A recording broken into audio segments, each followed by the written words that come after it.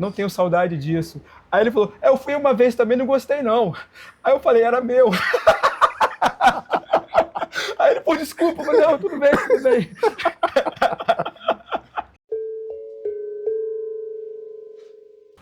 Olá, eu sou Elson Moura e esse é o Açúcar no Alho. Tudo bem, pessoal? Eu sou o Moura e esse projeto conta com o apoio da Drimo, a marca do Fantasminha que chegou para ficar. A Drimo é uma marca capixaba que une qualidade, estampas exclusivas e tiragem limitada.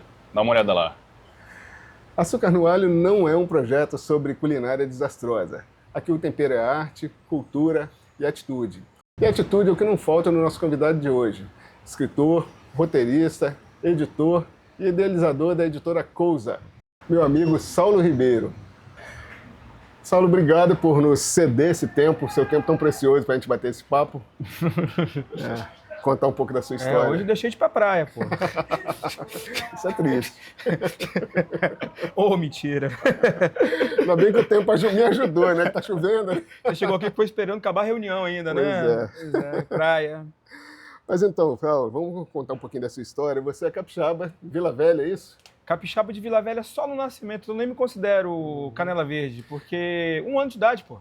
Quando eu fiz 1 ano, menos de 1 ano de idade, meu pai me levou para Pedro Canário, no norte do estado, divisa com a Bahia. Quase na Bahia. E aí o meu lugar é Pedro Canário. E aí, você estudou lá ou estudou aqui? Você fez direito e fez história, é isso? Isso, mas eu estudei lá, fui alfabetizado lá. Na verdade, foi minha mãe que me ensinou a ler em jornal em casa, antes de entrar para a escola. Mas isso foi um problema sério, porque eu entrei na escola sabendo ler perfeitamente, mas sem saber escrever. E aí eu tive uma dificuldade muito grande de desenhar a letra e de conseguir mover a mão com aquilo. Eu só consegui escrever e muito mal lá pela 3ª, 4ª série. Ou seja, eu lia, mas não escrevia. E depois eu tive que fazer cadernos de caligrafia até o ensino fundamental todo. Problemas sérios de reprovação no 5º ano, 7º ano, problema sério de uma fluidez muito boa de fala, uma fluidez de leitura, de raciocínio, mas que não se revelava na hora da escrita, que se travava. Interessante. Aí eu estudei lá em Pedro Canário. Estudei lá, o ensino médio ainda, que era o científico na época, né? Me formei em contabilidade lá. Contabilidade. E aí depois... Isso é médio, científico. Isso, no caso foi técnico, né? Já não era científico, era técnico. Uhum. Aí eu me formei em contabilidade e depois como não tinha mais rumo lá em Pedro Canário, já não tinha questão de emprego, de tudo isso, eu tive que ir embora. Eu fui fazer vestibular, aí fui estudar na UFES. Você fez primeiro? História. Fiz História. Flertei inicialmente um pouco com as aulas, com a educação, mas em seguida eu resolvi trabalhar em livraria. Nessa rua, na rua Duque de Caxias, Nestor Gomes. Aqui tinha uma livraria grande. Tinha um monte. Essa rua que a gente está aqui era a Rua das Livrarias. Né? Eu me lembro. E eu trabalhei na livraria. Inclusive essa loja, que hoje é a sede da Cousa, da Catraia, ela tem a mesma marcenaria dessas livrarias, que era a Livraria Âncora, que depois vira a Edição, que depois vira a Livraria da Ilha, depois vira a Cultura Capixaba. Você acabou herdando um prédio e a marcenaria? É como se eu voltasse para a mesma marcenaria e para o mesmo edifício, onde eu comecei vendendo livro, né? Então, isso me proporcionou uma experiência que é vender livro, entrar em contato e conhecer o que eram pequenas editoras, que eu comecei a me apaixonar por aquilo. Eu conseguia convencer meu chefe, o Danilo Abreu, a comprar livros de pequena editora. Aí eu queria ser editor, né? Aí depois eu virei editor. Então eu passei por todas as etapas do processo, da livraria à editora. E depois o escritor também, né? Uhum. A gente vai chegar, você já está perguntando, daqui a pouco a gente já pode fechar esse bate-papo. Você não contou a história toda. Eu digo uma coisa, o direito, você fez o AB ou foi só no bacharelado? Não, eu peguei o direito, na verdade, surgiu quando eu fui trabalhar em presídio. Eu fui trabalhar em presídio, auxiliando nos projetos de ressocialização e também dei aula também um tempo em presídio também. Mas isso era um trabalho remunerado? Era um trabalho remunerado. Através aula em presídio eu dei através da Secretaria de Educação do Estado. E o outro trabalho foi através de organizações, de OSC, a gente chama de OSC hoje, né? Mas na época eram ONGs, né? Que faziam projetos em presídio, né? Então a gente passou a organizar algumas atividades em presídios e eu comecei a ficar muito no cotidiano do presídio ali, né? Eu tinha quase que um semi-aberto às avessas, né? Porque geralmente no semi-aberto o preso dorme no presídio e vai trabalhar durante o dia. Eu ficava lá durante o dia e dormia em casa. E aí o que acontecia? Às vezes era um momento do sistema prisional muito delicado, né? Era a época do IRS, da Cascu-VV, né? Das delegacias que não podiam ter presos condenados e tinham, né? Delegacias que cabiam, Novo Horizonte cabia 80 pessoas, tinha 300. E eu já cheguei a pegar uma rebelião ali, como repórter fotográfico. Barra pesada. Então você lembra, foi aquele período mais, né? Então a gente tinha esse contexto, os presídios estavam todos lotados e tal. Então tinha muita gente ali com problemas jurídicos muito pequenos assim de serem resolvidos. Sim, só não tinha demanda para isso. E, por exemplo, aí chegava um lá e falava assim, não, eu já paguei minha cadeia, eu não tinha mais estar aqui. Eu não entendia nada de direito, mas o curso de história dava pra gente uma visão de mundo, de civilização mesmo, assim, no sentido de que a lei surge do que é civilizatório. A lei não chega antes. É verdade, não tem como chegar antes. Né? Então, você tinha então essa coisa, a leitura do mundo ajudava. Então, como assim? Aí eu comecei a pesquisar. Eu pesquisava aquilo, será que tá mesmo? Aí eu comecei a ver, você foi preso em tal época, mas peraí, mudaram a lei agora mesmo. Você começou a estudar alguns casos. A progressão é tanto mesmo, é 1/6 da pena, você já está tanto. Aí eu comecei a fazer os pedidos de progressão de regime para eles, que isso podia ser feito pela ciência de advogado. A gente ali mesmo escrevia com a mão, ele assinava e não mandava para a família aí para o negócio. Ou então, quando era um caso, os próprios habeas corpus, que é um remédio constitucional que pode ser feito por qualquer um, né? Com capacidade civil. Então, aquilo começou a ajudar o pessoal do presídio, né? Então, como o pessoal começou muito a recorrer a mim, né? Aí um coordenador meu falou bem assim, você podia fazer direito, rapaz, você está fazendo habeas corpus melhor do que advogado aí, está fazendo progressão de regime. Aí eu falei assim, mas eu não tenho nem grana para isso. Eu falei, não, eu vou te dar uma bolsa, eu sou coordenador da faculdade, vou te dar uma bolsa, posso estudar lá. Aí eu peguei e fui estudar direito, por uma necessidade ali, né? E aí eu me encontrei muito no direito uma época. E aí eu fui trabalhar, do curso, virei estagiário da Defensoria Pública do Estado, estagiário, só que eu cheguei lá, estagiário da Coordenação de Direito Penal, né? Só que eu cheguei lá e eu comecei a ver que as peças estavam meio... era um momento em que você tinha 18 defensores públicos para todas as demandas do Estado. Eles não tinham condições de atender ninguém, então estava tudo muito, né, parado ali. Aí eu vi que aquelas peças processuais podiam melhorar um pouco, então eu comecei a mexer, me deram liberdade, comecei a mexer em tudo. Aí eu acabei virando o coordenador de projetos do Pronas e do Departamento Penitenciário. Né? De estagiário eu virei coordenador, de uma hora para outra. Aí eu passei a coordenar os mutirões jurídicos nas 17 unidades prisionais do Espírito Santo. Uau. Aí foi mais um tempo dentro do direito. Aí depois teve um tempo como advogado ainda, um tempo pequeno. E aí eu escrevi uma peça. Cárcere.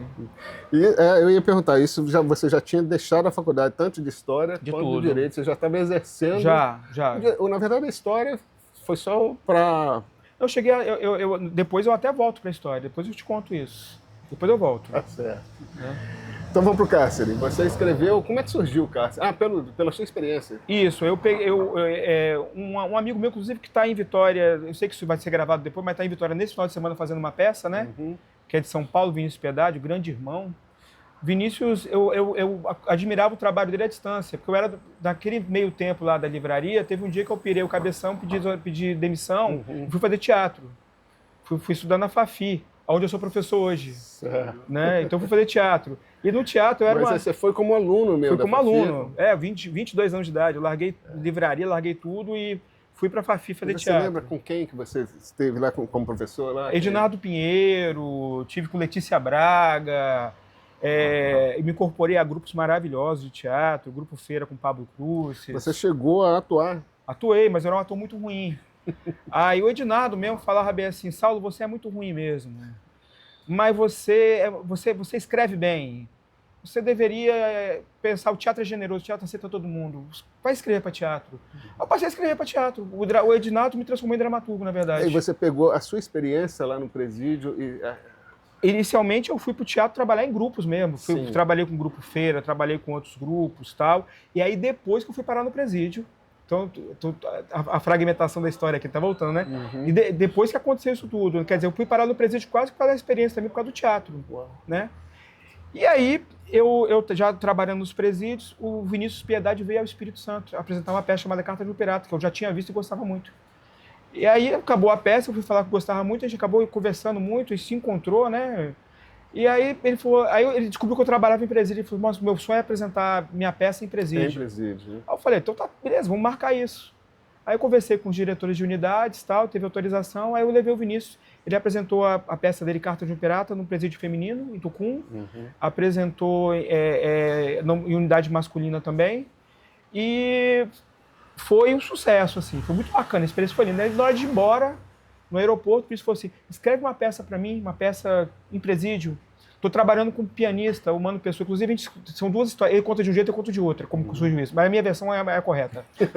Aí ele falava assim, estou trabalhando com um pianista, então a peça tem que ter um pianista. Tem que ter piano.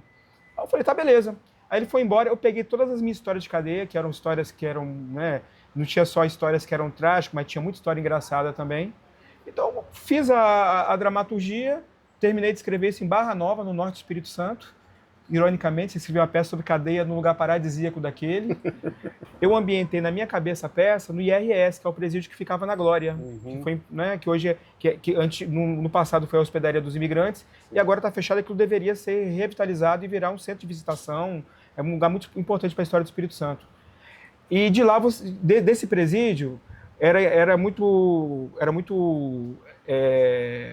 doloroso para um preso, porque ele ficava preso na cela com as janelinhas que era de frente para o mar. Uma visão maravilhosa, né? É o mar, e do outro lado as pessoas caminhando naquele calçadão.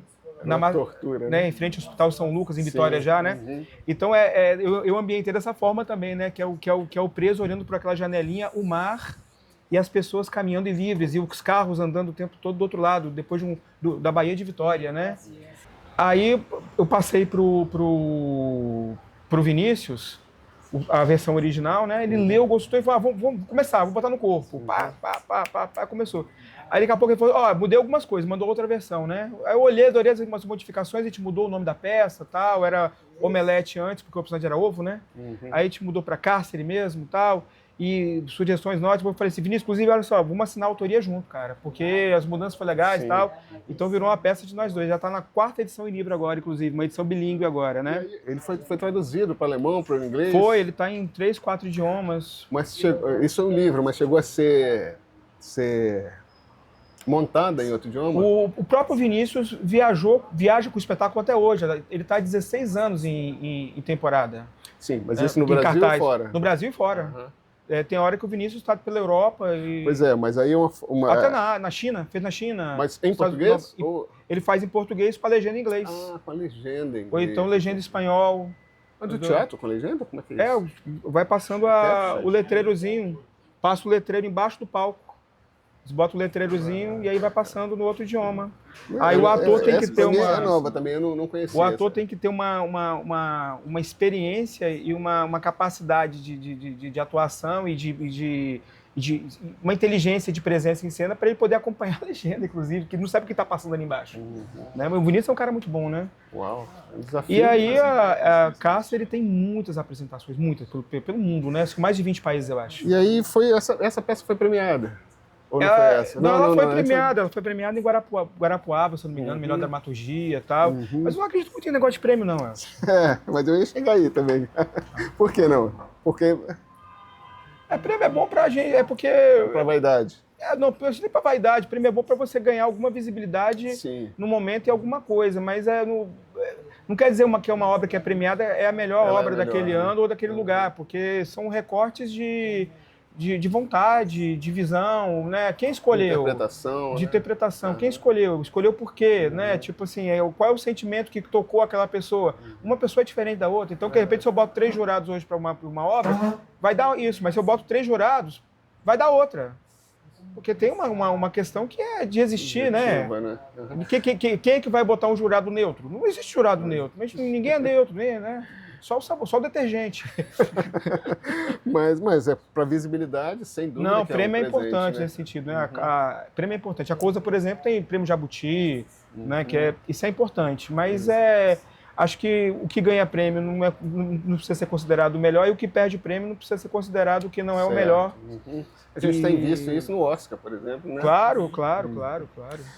Você, daí do cárcere para literatura, para editora. A editora está ligada à cárcere. De que forma? Eu era o dramaturgo, eu tinha a questão de ter feito a peça com o Vinícius, ela deu uma bombada, ela foi legal, meu nome começou a ser ventilado para coisas e levado para coisas, então eu larguei o direito por causa disso e tal, né? Era mais fácil, né? Eu morava sozinho e tal, é mais fácil, né? Não tinha as filhas ainda, né?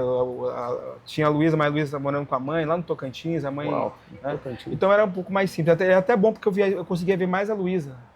Porque ela estava no Tocantins, então eu conseguia viajar, né? De maneira mais livre, né? Inclusive, né? Ela está com que idade hoje? 17 agora. Ela tem a idade da editora, praticamente. Sim, como é que surgiu a ideia da editora através do cárcere? Não, Luísa tem a idade da peça. Da peça. Em livro, da peça em livro. Não, da idade da peça. E o livro e a editora é um ano depois. Por quê? O que acontece? A gente resolve fazer uma circulação desse espetáculo pelo Espírito Santo. Então, o Vinícius vem e fala, você vai junto, cara. Eram 5 cidades. Eu falei, o que eu vou fazer? Um dramaturgo indo junto. Então eu falei, vamos lançar o livro da peça. Então a gente fez o livro da peça. Então a gente pegou pegou o texto, transformou em livro. Um grande amigo meu, Rodrigo Caldeira, tinha uma editora artesanal em casa mesmo, que era a Cousa, né? Fazia livro em casa. Ah, já era Cousa. Já era Cousa. Já era Cousa. Eu só roubei a editora e perverti o conceito. Aí eu falei, vamos fazer um livro artesanal aí, cara. Ele falou assim, vamos fazer, mas precisa de pelo menos 300. Não dá para fazer 300 livros. Passou gente aqui na rua. Não dá para fazer 300. Então a gente foi a primeira vez que foi para o processo de impressão industrial, um livro do Caldeira, então foi. Mas eu imagino que você não tinha ideia de transformar uma editora. Não, era só para fazer o cárcere, só para isso. Aí, daqui a pouco, 300 livros, tal, circulamos com a peça. Aí vem o Wilson Coelho, não vem o Danilo, o Danilo Ferraz. Tô com um livro aí para... A Cousa publica? Publica, a Cousa publicou. Aí, daqui a pouco vem o Wilson Coelho, o Maomé vai montar, publica. Então, daqui a pouco, a editora, ela se impôs sozinha. Começaram a te procurar mesmo. A editora se impôs sozinha. Você não vendeu a ideia, né? Não, ela foi comprada. Ela foi, né? E aí ela foi, hoje em dia, então 17 anos, né? Em outubro vão ser 17 anos. E mais de 300 obras. E aí a gente sempre com aquele conceito meio diferente também do que é uma editora. A Cousa, ela se iniciou com a peça de teatro, não foi? A partir do momento em que a gente teve que fazer a peça de teatro, em livro, surge então a editora. E aí ela não para, ela começa o processo dela que vem até hoje. Só que, por exemplo, a gente não queria uma editora que só fizesse livro. Por quê? Porque a gente queria que as pessoas pegassem aquele livro. Então começa todo um processo que é diferente, né? Que depois vai ser estruturado com o nome de Literaluta, que é até uma linha de pesquisa na universidade e tal, as pessoas citam esse conceito até fora do Espírito Santo, que foi a nossa forma de trazer a literatura para perto da gente, para perto das pessoas, numa outra relação. A gente conheceu você na estrada, né? Na estrada. A gente conheceu você de bicicleta na estrada, a gente de Kombi levando o Cineclube e livro. Pois é, e acabei sendo um dos autores. Trouxemos você na Kombi e pegamos seu livro para publicar ainda. Me trouxeram para Cousa. Pedala e Confia. Né? Pedala e Confia. Ótimo livro, galera. Cara. Comprem Pedala e Confia. Livraço. Em relação ao espaço físico, cara. Espaço físico. Você está indo contra a maré. Hoje em dia a maioria da galera percebe que tem lido cada vez menos. Por que você decidiu fazer o espaço físico? Acho que foi justamente por isso. Primeiro a gente precisava de estar na rua. E aí a gente foi para a rua, primeiro a primeira lojinha da Cousa na rua 7, parceria ali com a Natiele Nobre. E aí a gente fez a Cousa 7. E aí, a partir do momento que a gente estruturou a Cousa 7, a gente gostou muito daquilo. Aí começamos a expandir aquele formato, né? Que teve o trapiche, café, tal, sempre parceria com a Nath ali. E aí a gente foi até a pandemia nesse modelo, em que essas cafeterias funcionavam. Teve a Jalan, parceria com o Vitor Nogueira, na Praia do Canto, durou pouco tempo. Vitor Nogueira. Fotógrafo? Fotógrafo. Interessante. Eu e Vitão, a gente se rolava no chão de porrada e beijo. Era uma maravilha, todo dia. E aí, esse modelo, ele chegou ao fim na pandemia. A pandemia acabou com a gente, destruiu a gente. E aí a gente teve que se reestruturar. Aí nós nos reestruturamos com a Kombi. A Kombi vem preencher o espaço da gente continuar fazendo o nosso processo que a gente fazia. E a gente viu que aquilo era muito legal, porque de repente o que a gente fazia em portas, né, em lugares fixos, a gente passou a fazer no Espírito Santo todo, até fora do Espírito Santo.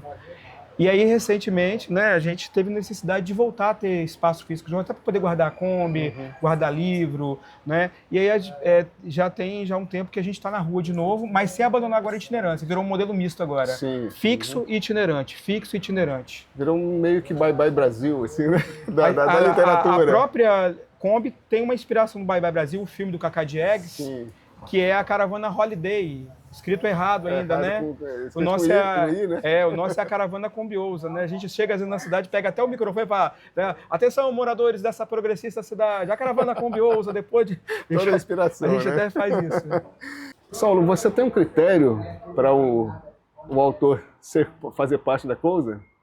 No início a gente abria chamada de originais, analisava, olhava, mas depois de um tempo, a gente não conseguiu mais fazer isso. Por quê? Porque a coisa... Ela não é mais uma editora, já tem muito tempo que ela não é mais uma editora. A editora, ela é um tripé nosso, ela é uma das bases do nosso tripé. A gente está estruturado em outra coisa. Hoje nós somos uma difusora de leitura. Hoje, nosso trabalho hoje é formar e manter leitor. E para isso a gente tem uma editora também. Só que a gente tem uma editora, a gente tem uma produtora cultural, a gente tem uma produtora audiovisual. Então, quer dizer, tudo isso vai somando para a gente conseguir o objetivo que é difundir leitura. A gente não está mais preocupado em difundir livro. Livro ele é um objeto para a leitura, mas ele não é a única coisa. Existe a oralidade, existe a cultura popular, né? O livro ele sempre vai ser uma ferramenta imprescindível para tudo, mas a gente não está focado só no livro, né? Tanto que a gente leva cinema, a gente leva música também, sempre para a gente conseguir associar isso ao grande objetivo que é a leitura do mundo, a leitura da realidade, que você usa a fotografia, você usa o livro, você usa, né, o audiovisual, tudo isso, uma série de coisas. Então, por causa disso, a gente não consegue mais fazer aquele trabalho com a Cousa que a gente fazia antes. Então, o que é a Cousa hoje? Hoje a gente atua muito no sentido, assim, às vezes, de projetos culturais que a gente faz, que a gente precisa se financiar, né? Pessoas que procuram a gente com propostas legais para a gente poder estruturar junto.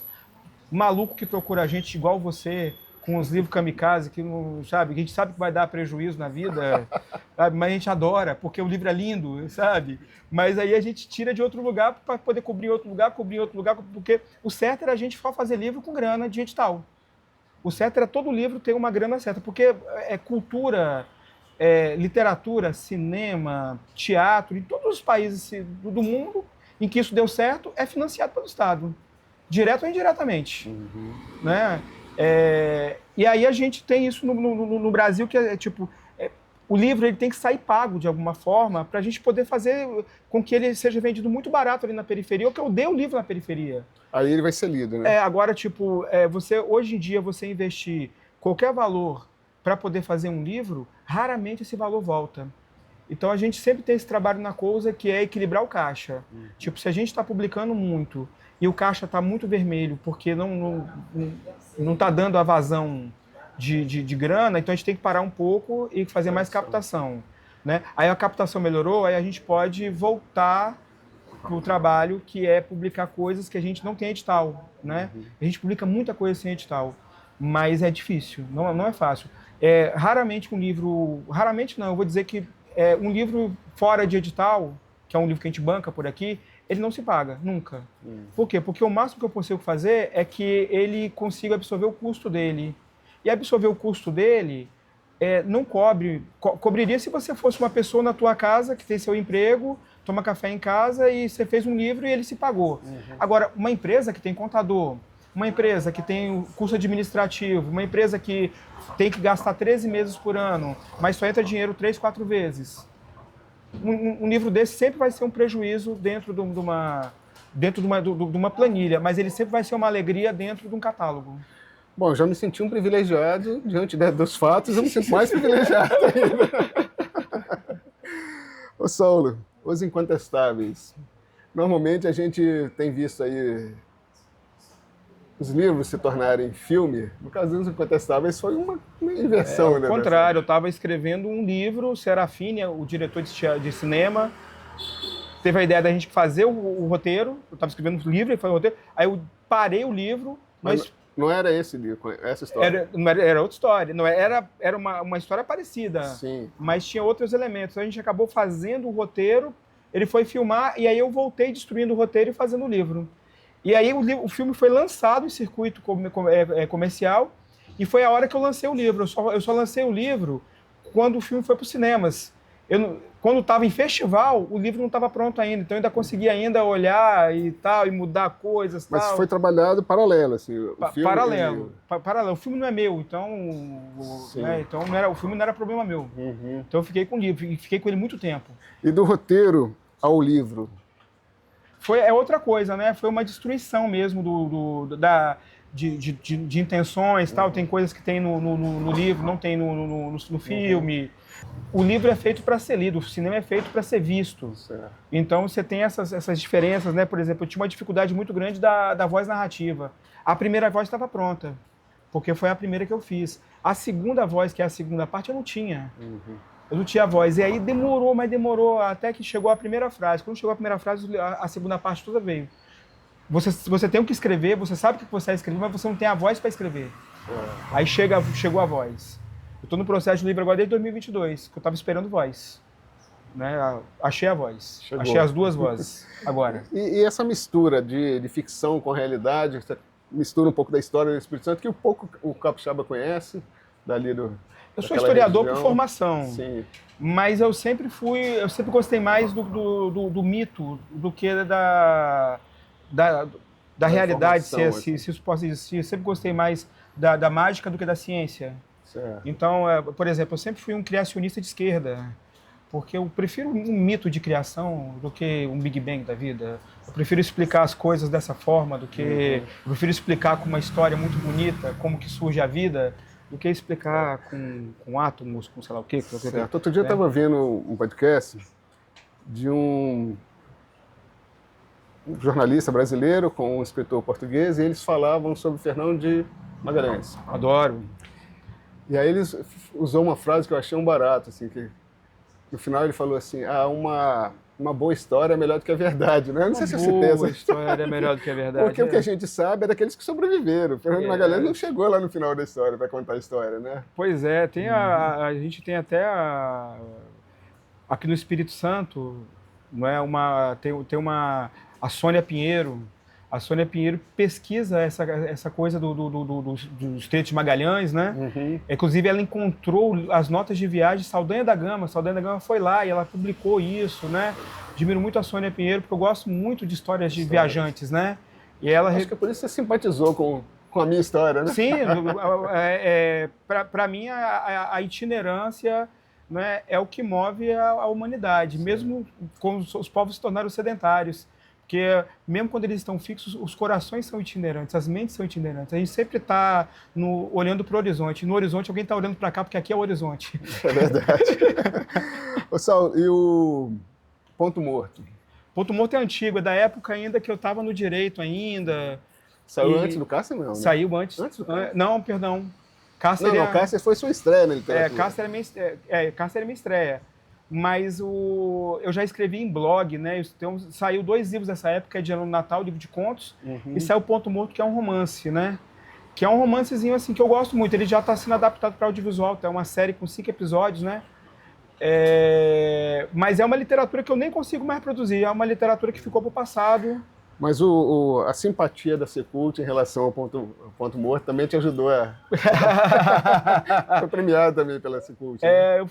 Era uma época em que estreantes disputavam junto com o veterano, né? E eram só 5 prêmios, né? Então naquela época, assim, foi bacana. Tipo, Ninguém me conhecia, ninguém sabe. Quem me conhecia do teatro. E as artes se comunicavam muito aqui no Espírito Santo. Eu vejo uma comunicação muito maior agora, de cinema, literatura, teatro. Mas naquele momento não havia tanto essa comunicação. Então alguém me conhecia no teatro, mas na literatura ninguém. Aí, de repente, tipo, quem é o Saulo? Ponto Morto e tal. E aí, aquilo me ajudou bastante, né? No processo da editora, de tudo isso.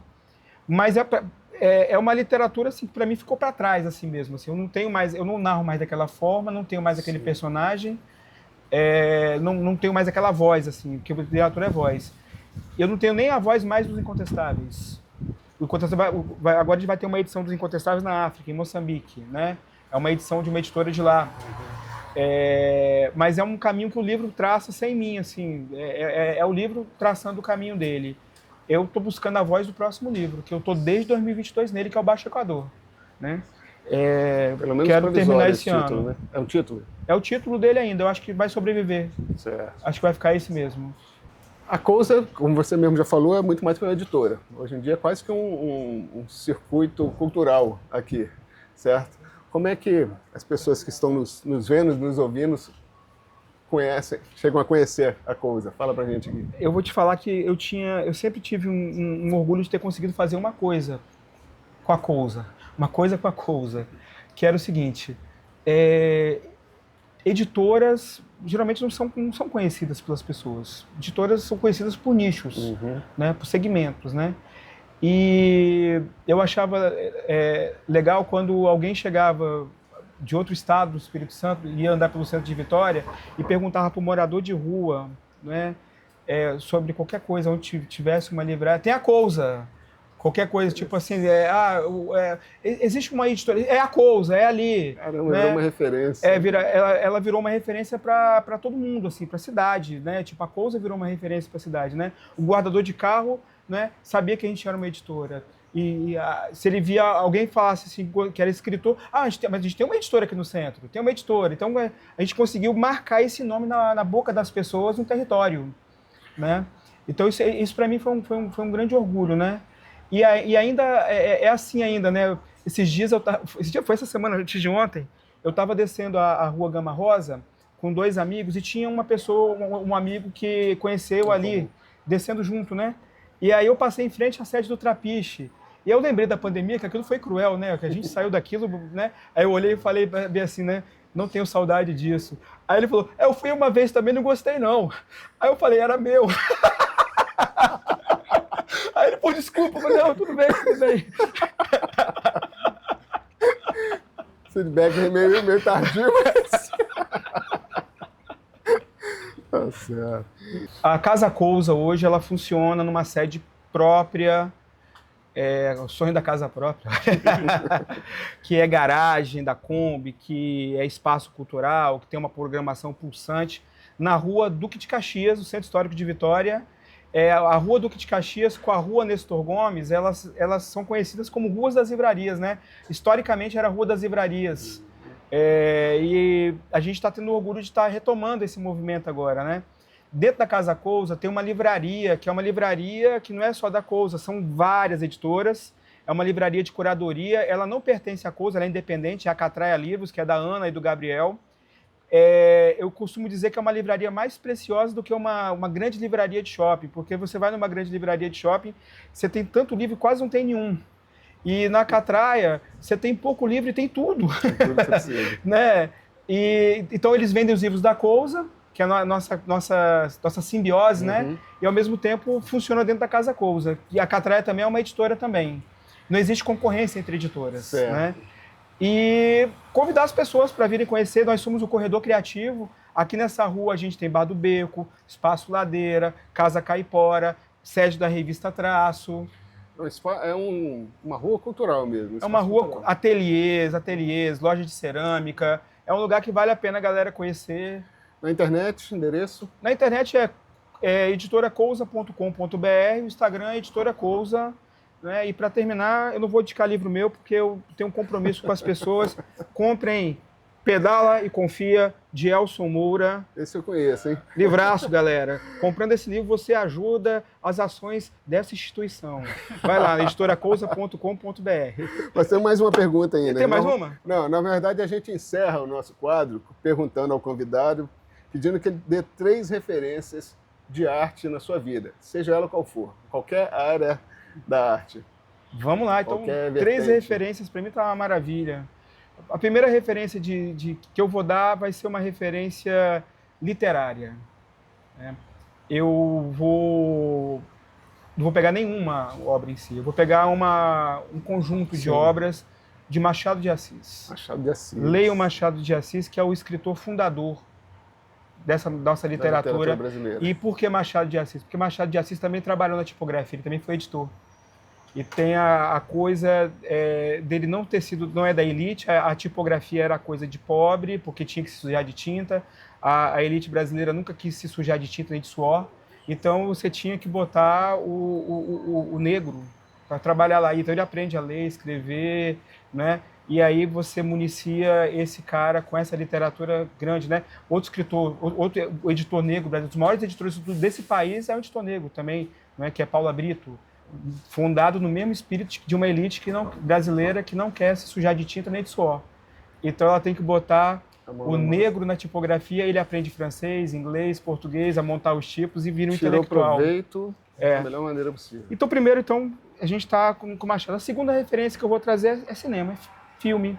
Então eu vou trazer Bye Bye Brasil, Cacá Diegues, que é o filme fundador da nossa itinerância. A referência da coisa. Né? E, por último, eu vou entrar no teatro. Já que eu sou professor de teatro hoje na Fafi, né, da parte teórica. Costumo brincar que eu sou o professor mais inútil da Fafi, porque eu sou professor de teoria numa escola de prática. Mas, enfim, eu adoro meus alunos e eu acho que eles gostam de mim também. E dentro de teatro, eu não vou nomear uma obra teatral em si. Eu vou nomear um panorama para que as pessoas conheçam o teatro produzido no Espírito Santo. A gente tem grupos como o Grupo Z de Teatro, que está em cartaz, não sei se vai dar tempo, mas está em cartaz, por exemplo, com espetáculos, né, que já fizeram um tempo, mas retornam de novo para o repertório, novos espetáculos que são sempre fortes. Grupo Z de Teatro, procurem. Grupo Repertório, procurem. Grupo Árvore, que tem espaço cultural, procurem. Grupo Vira-Lata, procure. Teatro Experimental Capixaba, procure. Grupo Taraumaras, procure. E vai ter muito grupo aí que eu não vou conseguir falar agora. Isso não foi uma referência, foi uma bibliografia completa. Saulo Ribeiro. Valeu, irmão. Muito obrigado, cara. Valeu. Obrigado, meu velho.